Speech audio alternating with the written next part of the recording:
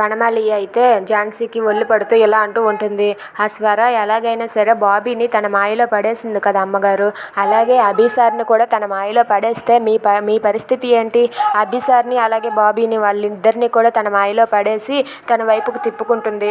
అప్పుడు మీరు ఒంటరి వారు అయిపోతారు అని చెప్పి అంటూ ఉంటుంది వనమాలి. అది విని ఝాన్సీ అయితే అది ఎట్టి పరిస్థితుల్లోనూ జరగదు వనమాలి, ఎందుకంటే బాబీకి అమ్మాయి మేడం గురించే తెలుసు కానీ వాళ్ళ అమ్మ గురించి తెలియదు కదా. తను వాళ్ళ అమ్మని తెలిస్తే తనకి చాలా కోపం వస్తుంది.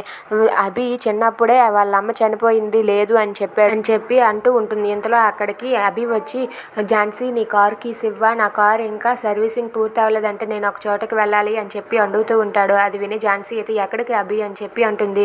నాకు చిన్న పని ఉంది, నేను బయటికి వెళ్ళొస్తానని చెప్పి అంటే సరే అని చెప్పి తన కారు కీస్ని అయితే తెచ్చి ఇస్తుంది. సరే నేను ఈవినింగ్ వచ్చేసరికి లేట్ అవుతుంది అని చెప్పి అభి అయితే అక్కడి నుండి వెళ్ళడానికి సిద్ధమవుతాడు. ఇక దాంతో ఝాన్సీ అయితే ఎక్కడికి చెప్తావా అభి అని చెప్పి అంటుంది. లేదు ఇది చాలా ఇంపార్టెంట్ పని, నేను ఒక్కడనే వెళ్ళొస్తానని చెప్పి అభి అంటాడు. నేను వచ్చేదా అని అంటే వద్దులే నేను ఒక్కడనే వెళ్ళొస్తాను, వచ్చేసరికి లేట్ అవుతుంది, బాబీ జాగ్రత్త అని చెప్పి అంటూ ఉంటాడు. అది విని అక్కడి నుండి అయితే అది చెప్పేశాక అక్కడి నుండి అభి వెళ్ళిపోతాడు. వెళ్ళిపోయాక ఝాన్సీ అయితే ఏంటి అభి ఎక్కడి నుంచి ఫోన్ వచ్చింది, ఇవన్నీ అబద్ధాలు, ఎక్కడికి వెళ్తుందో ఏంటో అని చెప్పి ఝాన్సీ కంగారు పడుతుంది. Please subscribe.